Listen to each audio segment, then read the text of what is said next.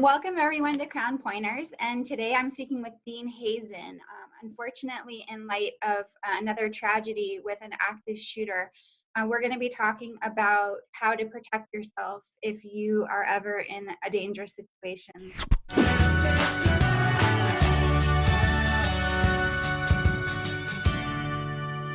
And so what are people's normal first reaction in an emergency like this with an active shooter, and what should it be? Well, typically an untrained person, is walking around with their head in the clouds completely. They're not aware of what's going on around them. They may be playing on their mobile device or maybe reciting something in their head that they need to remember for later, making the grocery list or whatever. Look around on the street when you see people walking around campus, around a office building. People are walking with their heads down, looking at their phones, no idea what's going on around them. So when something happens, it's just complete mental overload. They tend to just lock up. What is the first option that someone should look for? The run, hide, fight training is really all about teaching people to think for themselves, because what people have to realize is there is no way that we can cover every possible scenario or always tell you what to do. And there's no technique or no weapon or anything that's going to work 100% of the time. We're trying to teach people to think, to be aware of what's around them, and to think for themselves. For example, if you were unfortunate enough to be sitting in your office like you are now and you heard shooting on the other side of your building, I would encourage you to take that information and flee in the opposite direction, not get under your desk and wait for the shooting to get closer, which is what a lot of people would tend to do. On the other hand, if the shooting is outside of your door, you're going to want to think to yourself, he's too close or she's too close. I need to stay put and lock down. But people want these blanket answers, and it isn't that way. They need to think. So the first option, generally, if all options are available, would be to run. I think the preferable option is to get yourself out of the situation. Absolutely. Okay. And then second is hide. Right. And then third, the last option is to fight. do you have any advice for how to avoid freezing up? It seems that might be one of the impediments where people freeze and then do nothing, which is probably not one of the better options. If you go to a course, it would be helpful, because if you go to a good course put on by a good trainer, they're going to shoot simunitions in the hallway outside of your office, and you're going to hear what it sounds like. It's very easy to mistake it and just think to yourself, oh, it's firecrackers, or it's a car that's backfiring, or just, oh my God, I don't know what I'm going to do. I don't know what it is. So training helps. If you're a person that's been in the military or the police force, or you're a person that just has, for hobby, does shooting, you'll be very used to gunshots. So you'll know what they sound like and they won't rattle you so much. But if you're a person that's never been around it, I would suggest getting exposed to it, so you know what it sounds like outside, you know what it sounds like inside a building, because it's very different. And then you can get into environments where it echoes around a lot.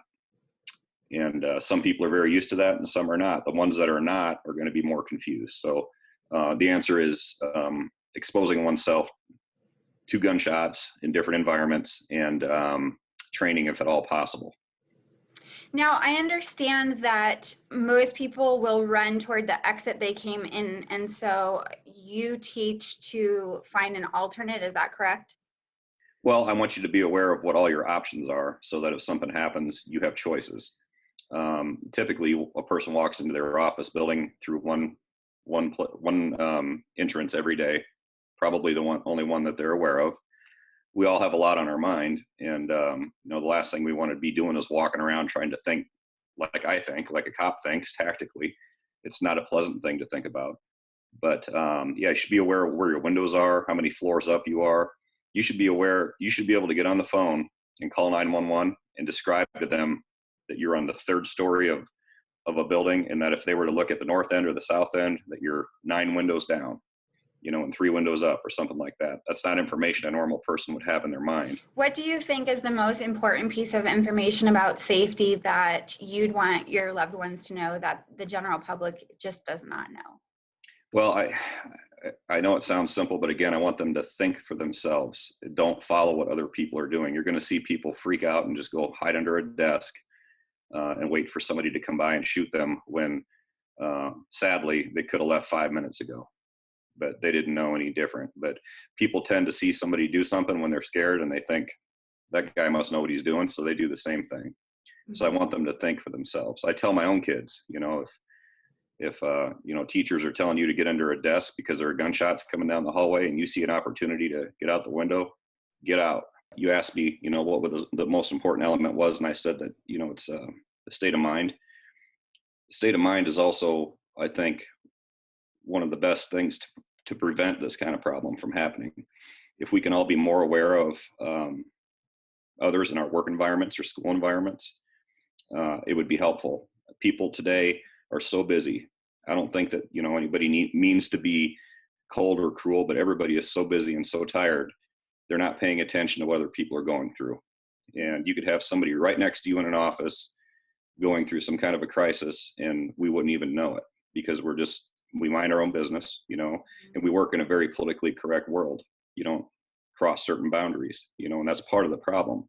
Mm-hmm.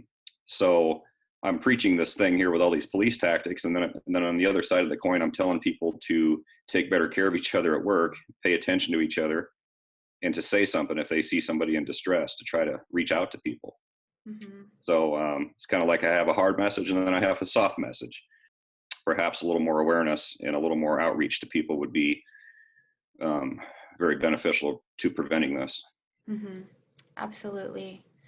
Well, Dean, thank you for your time. And with that, we'll leave with a message of more compassion toward one another, and let's take care of each other.